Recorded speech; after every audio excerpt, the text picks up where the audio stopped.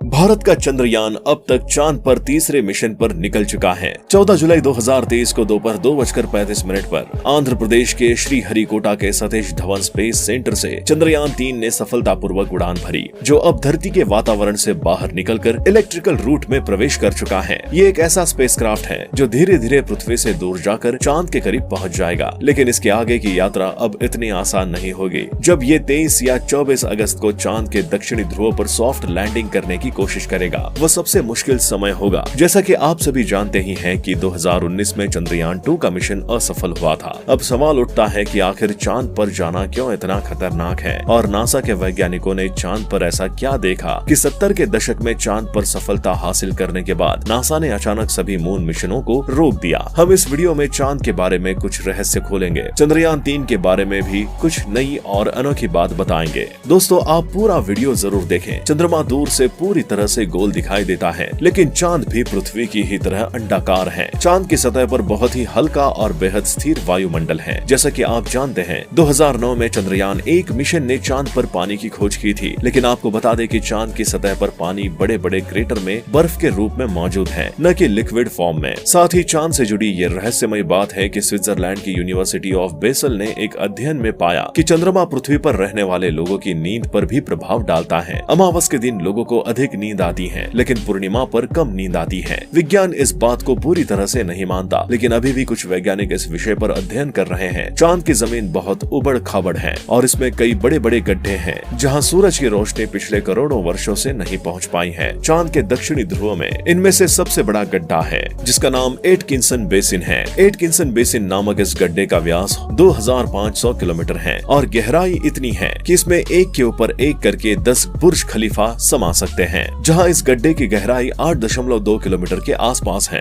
ये पूरे solar system में मौजूद सभी ग्रहों और उपग्रहों में मौजूद बड़े गड्ढों में सबसे बड़ा गड्ढा माना जाता है। ऐसा माना जाता है कि चांद के इन क्रिएटर्स में 100 मिलियन टन से भी अधिक पानी छिपा हो सकता है। इसके अलावा यहाँ ammonia, methane, sodium, hydrogen, mercury और सिल्वर जैसे महत्वपूर्ण संसाधनों का भंडार भी हो सकता है। इन विषयों पर खोज करने के लिए ही चंद्रयान 3 मिशन को चंद्रमा पर भेजा गया है। मित्रों, साल 1959 में रशियाई स्पेसक्राफ्ट ने चांद पर पहली बार लैंडिंग की थी। इसके बाद अमेरिका ने भी कई मून मिशन किए। 20 जुलाई 1969 को एस्ट्रोनॉट नील आर्मस्ट्रांग और बज एल्ड्रिन ने नासा के अपोलो 11 मिशन के दौरान चांद पर पहली बार कदम रखा था। बाद में नासा ने चांद पर अपने 12 एस्ट्रोनॉट्स को भेजा और कई मून मिशन किए। ऐसे लोगों को जो पृथ्वी के वायुमंडल से ऊपर जाकर चांद यानी अंतरिक्ष पर अन्वेषण करते हैं, उन्हें एस्ट्रोनॉट्स कहते हैं। लेकिन दिसंबर 1972 में अपोलो 17 मिशन के बाद नासा ने लोगों को चांद पर भेजना अचानक से बंद कर दिया। इसके लिए उन्होंने बताया कि चांद पर अभी कुछ भी नहीं है जिसे अध्ययन किया जा सकता है। लेकिन कुछ लोगों ने कहा कि नासा ने वास्तविक कारण को छुपाया है। नासा द्वारा भेजे गए इन 12 अंतरिक्ष यात्रियों में से कुछ ने चांद पर कुछ अजीब आवाजें भी सुनी थी और कुछ ने कूलिंग टावर और ब्रिज जैसे अजीब निर्माण भी देखा था। साथ ही चांद की खोज में वैज्ञानिकों को एक सैटेलाइट डिश की तरह की रचना भी दिखाई दी थी, जो उनके अनुसार अपने आप बनना असंभव है। नासा के वैज्ञानिकों ने कई बार कहा कि चांद पर उनका बसेरा हो सकता है। हालांकि नासा ने इस बारे में कभी आधिकारिक घोषणा नहीं की है। आप कमेंट में हमें बता सकते हैं कि चांद पर एलियन हो सकते हैं या नहीं। यहाँ सबसे महत्वपूर्ण बात यह है कि ये सभी मिशन चांद के उत्तरी ध्रुव पर किए गए थे, जहाँ चांद के दक्षिणी ध्रुव की तुलना में लैंडिंग करना काफी आसान माना जाता है। लेकिन 2019 में भारत का चंद्रयान 2 ने चांद के दक्षिणी ध्रुव पर सॉफ्ट लैंडिंग की कोशिश की, लेकिन इसका लैंडर विक्रम असफल रहा। आइए जानते हैं कि चांद का दक्षिणी ध्रुव इतना खतरनाक क्यों है। पहले तापमान की बात करें। चांद के दक्षिणी ध्रुव में कई बड़े बड़े गड्ढे यानी क्रेटर्स हैं, जहां सूरज की धूप करोड़ों सालों से नहीं पहुंची है, जिससे तापमान बहुत अधिक ठंडा हो जाता है। इसलिए दक्षिणी ध्रुव पर कई बार -230 डिग्री सेल्सियस का तापमान होता है। ऐसे वातावरण में काम करना बहुत ही मुश्किल है। किसी भी व्यक्ति को स्पेसक्राफ्ट से बाहर निकलना तो छोड़ो, ऐसे तापमान में खुद स्पेसक्राफ्ट भी काम करना बंद कर देते हैं। वही चांद के दक्षिणी ध्रुव में सूरज की रोशनी कम होने से बहुत अंधेरा है। चांद की ऑर्बिट में घूम रहे रशिया, इसरो और नासा के ऑर्बिटर भी वहाँ की बहुत सी जगहों को ठीक से नहीं देख पाए हैं, यानी किसी को नहीं पता कि उन क्षेत्रों में क्या हो सकता है, इसलिए वहाँ जाना सबसे कठिन है। साथ ही चांद के दक्षिणी ध्रुव की जमीन उत्तरी ध्रुव की तुलना में अधिक उबड़ खाबड़ है। यहाँ पर कुछ सेंटीमीटर से लेकर 2500 किलोमीटर के व्यास के बड़े बड़े गड्ढे हैं। ऐसे में यहाँ रिसर्च के लिए किसी भी रोवर को चलाना होगा तो बहुत सावधानी बरतनी पड़ेगी। अगर रोवर किसी बड़े हिस्से में गिर गया तो उसे वहाँ से निकालना लगभग असंभव होगा और रिसर्च मिशन भी असफल हो जाएगा। इस बात को ध्यान में रखते हुए इसरो ने चंद्रयान 3 के प्रज्ञान रोवर में नेविगेशन कैमरा और सेंसर्स लगाए हैं। अब सवाल उठता है कि चंद्रयान 2 का विक्रम लैंडर चांद की सतह पर सॉफ्ट लैंडिंग करने में क्यों असफल रहा।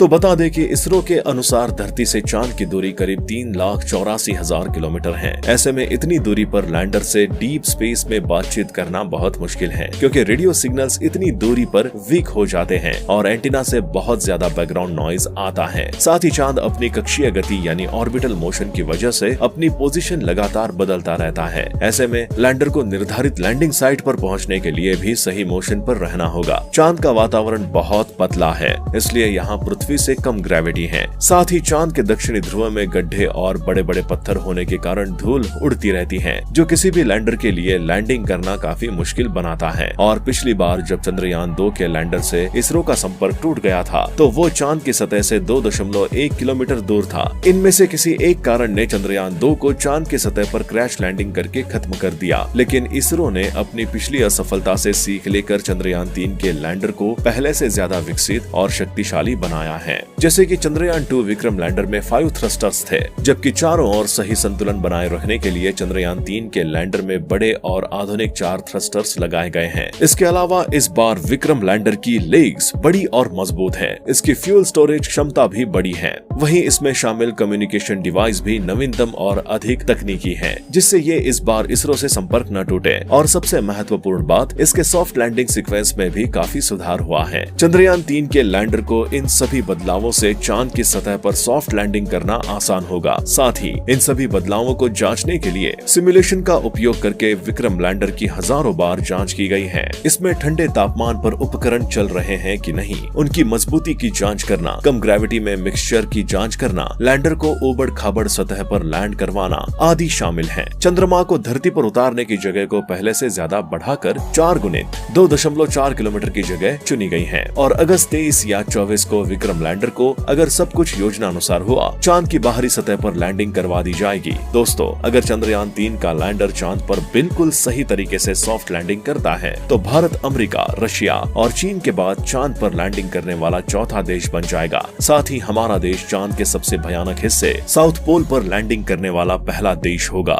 जिससे भारत को स्पेस रिसर्च क्षेत्र में अंतर्राष्ट्रीय पहचान मिलेगी। मित्रों, अगर आप भी हमारी तरह चाहते हैं कि भारतीय स्पेस एजेंसी इसरो अपने चंद्रयान 3 मिशन में बहुत सफल हो, तो कमेंट बॉक्स में इसरो को अपनी शुभकामनाएं जरूर दीजिए। ये वीडियो आपको पसंद आया हो तो इसे लाइक और सब्सक्राइब करके चैनल को सब्सक्राइब करें और चंद्रयान 3 मिशन से जुड़ी हर हाल की जानकारी पाते रहने के लिए बेल आइकन पर क्लिक करें। मिलते हैं अगली वीडियो में नए टॉपिक के साथ।